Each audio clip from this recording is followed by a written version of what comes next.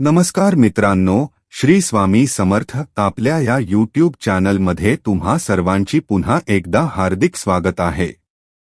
भगवान श्रीरामांनी सांगितलं की ही 4 काम स्त्रीने तिच्या नव्याच्या अगोदर करू नये। मित्रांनो, स्त्रीला घराची लक्ष्मी समजले जाते। असे म्हणतात की ज्या घरामध्ये स्त्री सुखी आहे, ज्या घरामध्ये स्त्रीला मान सन्मान आहे, अशा घरामध्ये सर्व देवी देवता निवास करत असतात। असे घर नेहमी सुख समृद्धीने संपन्न असते आणि ज्या घरामध्ये स्त्री दुखी असते, जिचा वेळोवेळी अपमान केला जातो, अशा ठिकाणी दुःख, रोग, आजारपण, दरिद्रता तळ ठोकून राहते। आपल्या देशामध्ये पुरातन काळापासून स्त्रीची पूजा केली जात आहे, कारण स्त्री नेहमीच सुखद समृद्धी वाढवत असते। जर तीच स्त्री तिच्या नियमांचं आणि आदर्शांचे पालन करत नसेल तर अशा घरामध्ये दुःख, भांडण, क्लेश उत्पन्न होऊ शकतो। आज मी तुम्हाला या व्हिडिओ मार्फत अशा काही गोष्टी सांगणार आहे, ज्या गोष्टी एका गृहिणीने नव्याच्या अगोदर बिलकुल करू नये। मित्रांनो, आनंद रामायणामध्ये एक प्रसंग आहे, ज्यामध्ये भगवान श्रीरामांनी स्त्रियांना खूपच चांगल्या गोष्टी सांगितल्या आहेत। आपल्या घरातील स्त्री जर त्या गोष्टी तिच्या जीवनामध्ये अवलंबते तर अशी स्त्री नेहमीच त्या घरातील पुरुषांची प्रिय आवडती स्त्री बनून राहते आणि त्याचबरोबर अशा घरामध्ये कधीच गरिबी किंवा भांडणाचे वातावरण निर्माण होत नाही। तर मित्रांनो, तुम्हाला माझी विनंती आहे की तुम्ही हा व्हिडिओ शेवटपर्यंत अगदी लक्षपूर्वक ऐका आणि तुमच्या घरातील स्त्रियांना सुद्धा हा व्हिडिओ आवर्जून दाखवा। मित्रांनो, पुढे जाण्या अगोदर तुम्हा सर्वांना एक विनंती आहे की तुम्ही जर अजूनही आपले चॅनल सबस्क्राइब केले नसेल तर आता सबस्क्राइब करा। त्याचबरोबर मित्रांनो, प्रभू श्रीरामासाठी व्हिडिओला लाईक करायला विसरू नका आणि कमेंटमध्ये प्रभू श्रीरामाचा जयघोष हा झालाच पाहिजे। मित्रांनो, ही घटना त्यावेळची आहे जेव्हा प्रभू श्रीराम अयोध्येचे राजा होते। त्यांचे 2 पुत्र लव आणि कुश यांचा विवाह झाला होता। त्यावेळेला सीता माता अयोध्येच्या महालामध्ये महाराणी बनवून राहत होती। आता इथे काही लोकांच्या मनामध्ये हा प्रश्न नक्कीच निर्माण झाला असेल की सीता माता महाराणी बनवून अयोध्येच्या महालामध्ये कधी राहिली होती? ती तर ऋषी वाल्मिकीच्या आश्रमातून परत आल्यानंतर धरणीमातेमध्ये सामावून गेली होती आणि त्यावेळी लव कुश यांचे लग्न सुद्धा झाले नव्हते। त्यावेळेला किशोरवयीन होते। तर मित्रांनो, या बाबतीत मनामध्ये संभ्रम बिलकुल ठेवू नका। प्रभू श्रीरामाचा अवतार एकाच वेळेला झालेला नाही, तर प्रत्येक कल्पमध्ये प्रभू श्रीरामांचा अवतार झालेला आहे। स्वामी तुलसीदास यांनी सुद्धा सांगितलं आहे, कल्प कल्प प्रति प्रभु अवतरही, चारु चरित नानविधी करही। आणि ही कथा एका वेगळ्या कल्पाची आहे, ज्यामध्ये सीता माता धरणी मध्ये सामावते आणि प्रभू श्रीराम मातेला धरणी मातेकडून पुन्हा मागून घेतात। या कल्पमध्ये त्रेता युगामध्ये भगवान श्रीरामाने 11,000 वर्षे अयोध्येवर राज्य केले होते। जेव्हा प्रभू श्रीरामांच्या दोन्ही पुत्रांचा लव आणि कुशचा विवाह झाला होता, तेव्हा एके दिवशी त्यांच्या सोयऱ्याकडून काही भेटवस्तू आल्या होत्या। सुंदर सुंदर फुलांनी आणि फळांनी सजवलेल्या टोपल्या होत्या। भगवान श्रीरामांनी त्या टोपल्यामधील काही टोपल्या सीता मातेकडे पाठवून दिल्या आणि काही टोपल्या श्रीरामांनी भावामध्ये वाटल्या। मित्रांनो, झालं असं की सीता मातेकडे ज्या टोपल्या गेल्या होत्या त्यातील एका टोपलीला सीता माता खोलून पाहू लागली। त्यांनी पाहिलं की टोपलीमध्ये सुंदर सुंदर कमळाची फुलं ठेवलेली आहेत। माता सीतेने त्यातील एक कमळाचे फूल उचलल आणि त्याचा सुगंध घेऊ लागली। सीता मातेने हा विचार केला नाही की अजून त्या फुलांचा सुगंध माझ्या स्वामीने घेतलेला नाही, तर मग मी कसं घेऊ? त्यांनी त्या फुलाला प्रभू श्रीरामांना अर्पण करता त्या फुलाचा सुगंध घेतला। या गोष्टीला तुम्ही सीता मातेची एक चूक समजू शकता किंवा या जगाला काहीतरी शिक्षा देण्याचा एक माध्यम समजू शकता।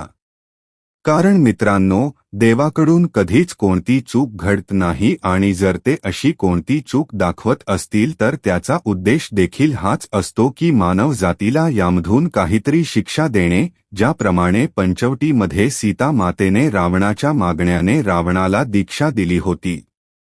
त्यावेळी त्यांनी अखंड नारी जातीला ही शिक्षा दिली की जेव्हा आपण कुठलाही साधू संत गरीब उपाशीपोटी आपल्या द्वाराजवळ येत असेल तर अशा वेळी त्याला निराश करू नये.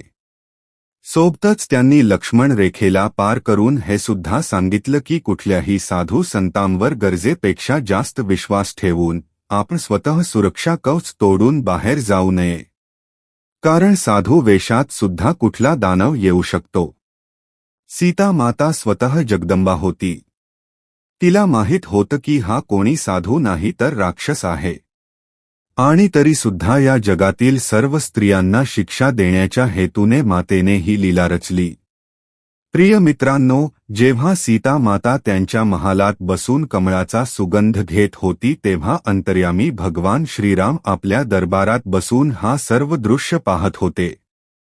त्यांनी खूप वेळ या गोष्टीवर विचार केला की जनक नंदिनी सीताच्या या कार्याने जगातील समस्त स्त्रियांना कोणता संदेश जाऊ शकतो.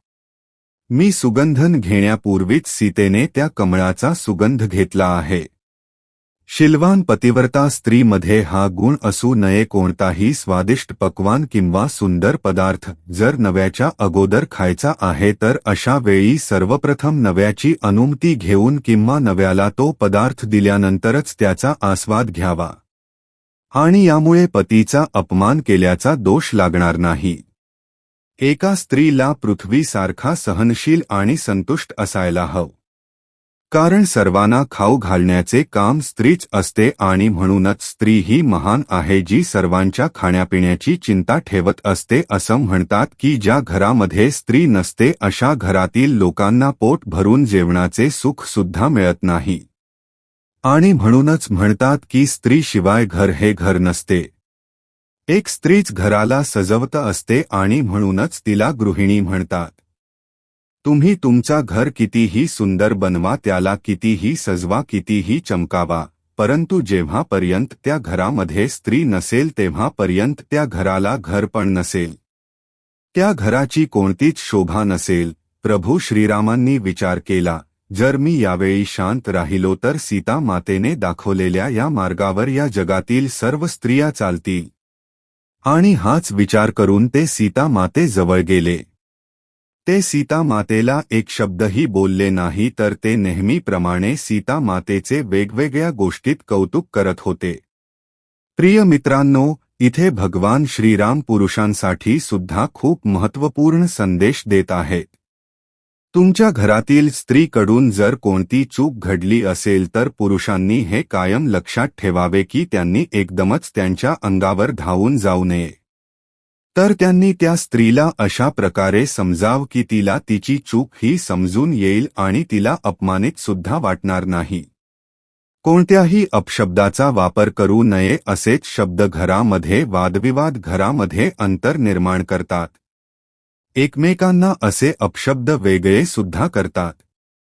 नात्यामध्ये कटुपणा येतो.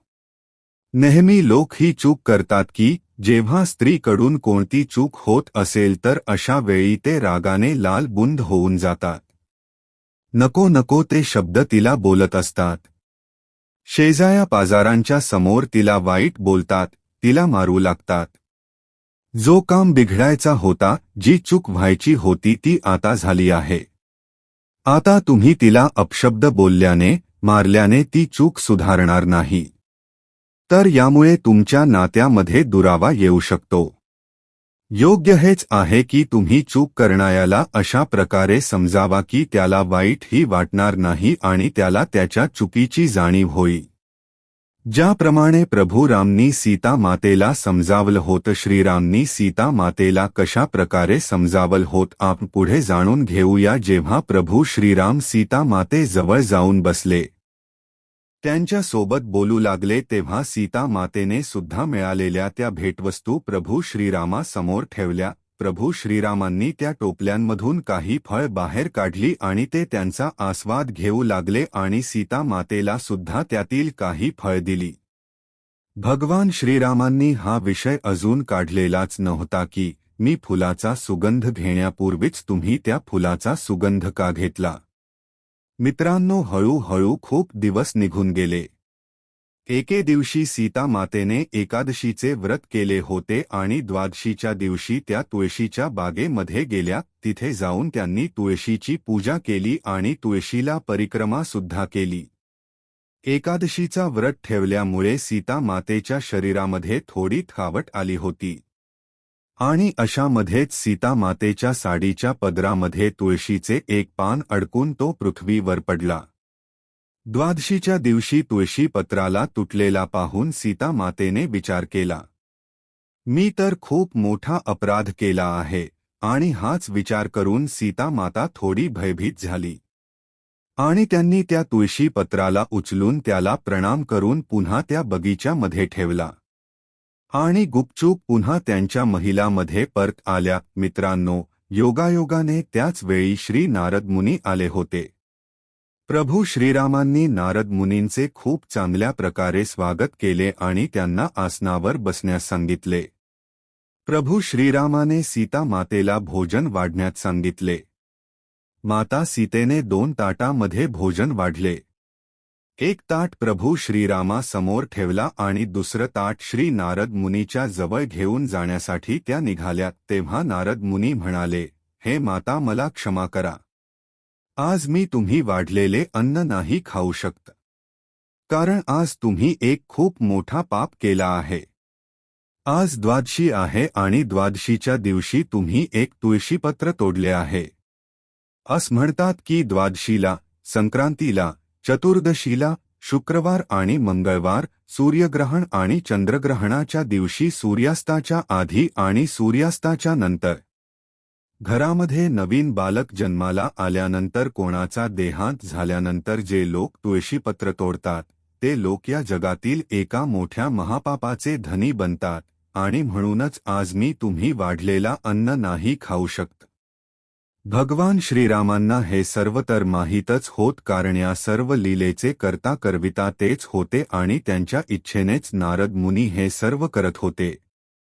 हे सर्व जाणून सुद्धा प्रभू श्रीराम नारद मुनींना विचारू लागले, हे देवर्षी, या पापापासून मुक्तता मिळवण्याचा कोणताही उपाय नाही का? जर तुम्हाला यावरील उपाय माहीत असेल तर देवी सीतेला हा उपाय सांगून त्यांना या अपराधापासून मुक्त करा. मित्रांनो, नारद मुनी म्हणू लागले, हे भगवंत, याचा एकच उपाय आहे. जर देवी सीता त्या तुटलेल्या तुळशी पत्राला तिच्या पतिव्रता धर्माच्या जोरावर त्या तुळशीच्या झाडावर पुन्हा जोडू शकली तर सीता माता या पापापासून मुक्त होऊ शकते. सीता माता म्हणू लागली, हे देवर्षी, यामध्ये अशी कोणती मोठी गोष्ट आहे? मी माझ्या पतिव्रता धर्माच्या जोरावर त्या तुळशी पत्राला त्या झाडासोबत आता लगेचच जोडते. मित्रांनो, एवढं बोलून सीता माता पुन्हा त्या तुळशीच्या बागेमध्ये गेली आणि तुटलेल्या त्या तुळशी पात्राला प्रणाम करून भक्तिपूर्वक भावाने म्हणू लागली, हे तुळशी माता, जर माझ्यामध्ये पतिव्रता धर्माची शक्ती असेल तर हे तुटलेला तुळशीपत्र पुन्हा तुझ्या अंगासोबत जोडून घे. मित्रांनो, असं म्हणून जेव्हा सीता मातेने समोर पाहिले तेव्हा तो तुळशीपत्र तुळशीच्या झाडाला पुन्हा जोडला गेला नाही आणि हे सर्व पाहून सीता मातेला खूप जास्त दुःख झालं. सीता माता विचार करू लागली की मी असा कोणता कार्य केला आहे की ज्यामुळे माझ्या पतिव्रता धर्माची शक्ती कमी झाली आहे. सीता माता खूपच दुःखी झाली, तिला खूप वाईट वाटत होत. नारद मुनींनी पाहिलं की माता सीता खूप जास्त दुःखी आहे. तेव्हा ते मातेच्या जवळ गेले आणि मातेला समजावू लागले, हे माते, या तुळशीपत्राच्या जोडण्याचा कारण हेच आहे की तुम्ही प्रभू श्रीरामांच्या आधी कमलपुष्पांचा सुगंध घेतला होता. पतिव्रता स्त्रीने हे नेहमी लक्षात ठेवायला पाहिजे की तिच्या पतीने आनंदाने त्या पुष्पांचा सुगंध घेतला नसेल तर अशा वेळी स्वतःने सुद्धा कुठल्याही पुष्पांचा सुगंध घेऊ नये. आता तुम्ही एक काम करा, तुम्ही तुलसी पत्राला हे बोला की तुळशीपत्र जर मी त्या कमळ पुष्पांचा सुगंध घेण्याव्यतिरिक्त दुसरा कोणताही प्रतीचा निर्धार केला नसेल तर तुम्ही तुमच्या तुटलेल्या स्थानावर जाऊन पुन्हा जोडून जा. मित्रांनो, नारद मुनीच्या म्हणण्यानुसार सीता मातेने पुन्हा तुळशीपत्रची प्रार्थना केली आणि म्हटलं, हे तुळशीपत्र, कमला पुष्पांचा सुगंध घेण्याव्यतिरिक्त जर माझ्याकडून अन्य कुठलाही पतीचा निराधार झाला नसेल तर तुम्ही तुमच्या स्थानावर जाऊन जोडून जा. मित्रांनो, सीता मातेच्या एवढ्या बोलल्यानंतर लगेचच तुळशीपत्र जाऊन पुन्हा त्याच्या स्थानावर जोडले गेले.